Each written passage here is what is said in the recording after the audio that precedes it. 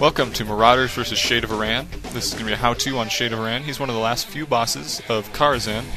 As you can see, the fight's just started here. So let me talk about a few of his abilities. His normal abilities, he's got an arcane missile, just like a mage. He does mainly mage abilities, so he's got an arcane missile. He's also got a firebolt and a frostbolt.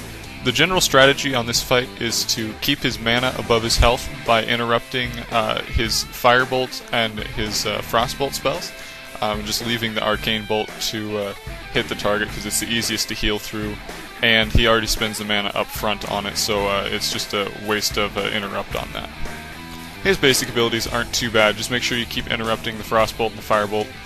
His special abilities is what you have to worry about. As you can see in the foreground here, there's a blizzard. I'm actually getting hit by it. It hits you for about 1300 to 1500 a tick, and then slows you down. And then you see I just got pulled towards him.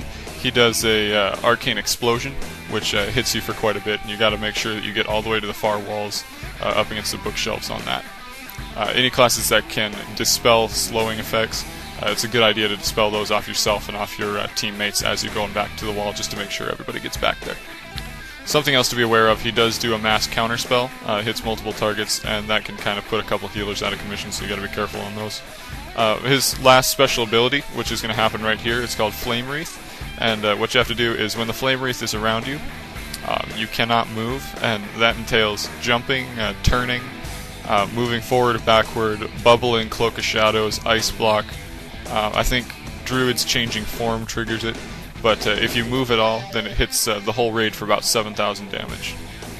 Generally, when we're doing this fight, as soon as Flame Wreath starts casting, we'll call it out, and then we'll make sure that nobody moves after that point. If you're a melee, you can move forward just enough to get within range of Shade, so you can still hit him if you get engulfed with the Flame Wreath, but you want to make sure that as soon as the Flame Wreath actually goes off, no one in the raid moves. Just to be safe, we make sure that no one's moving whether the Flame Wreath is around him or not.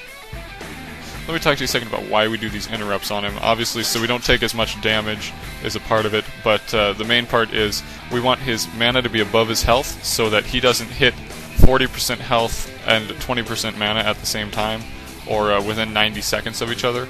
At 40% health, what he does is he spawns elementals, water elementals, with about 13,000 health, and they shoot a constant stream of water bolts. As you can see, they just released here. What I'm going to do is I'm going to stun one of them, and then we normally have our Warlock banish one and then try and fear the others.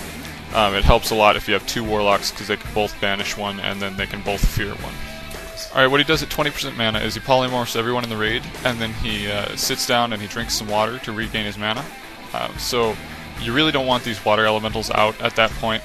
Unfortunately, sometimes you don't have a choice. Sometimes the arcane explosion and things make you so you have to run back to the wall and you miss quite a few interrupts and things like that. But we want to try and time those two so they don't occur at the same time.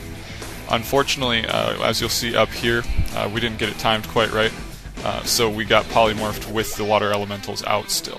What we should have done is we should have killed two of the water elementals and had our Warlock deal with the other two instead of letting them all run loose there. As you saw, our main healer just got killed, which is going to make it a little bit harder for us here in the next phase after the polymorph pyroblast phase to get everybody healed back up and to survive through that.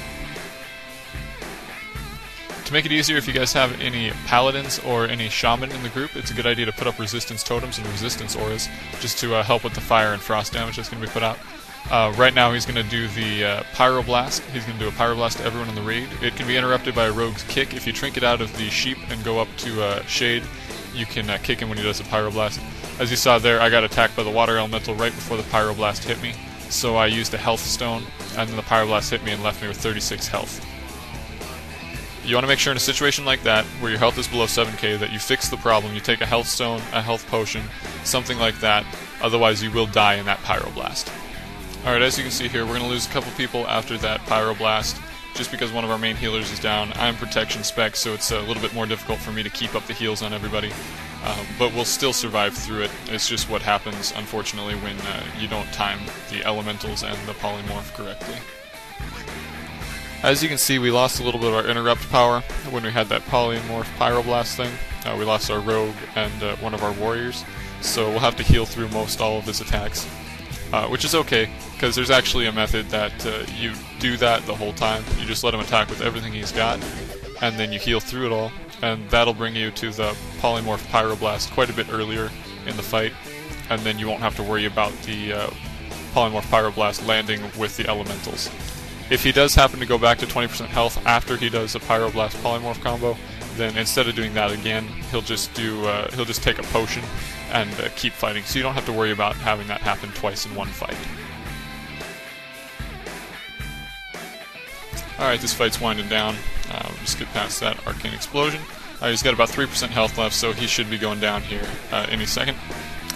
Thanks guys for watching. This was Marauderz on Anub'arak, giving you a how-to on Shade of Aran, showing you a little bit of what happens when you do not time your Polymorph Pyroblast right, and you get the elementals up there as well. So thanks guys, hope you have some fun, and good luck!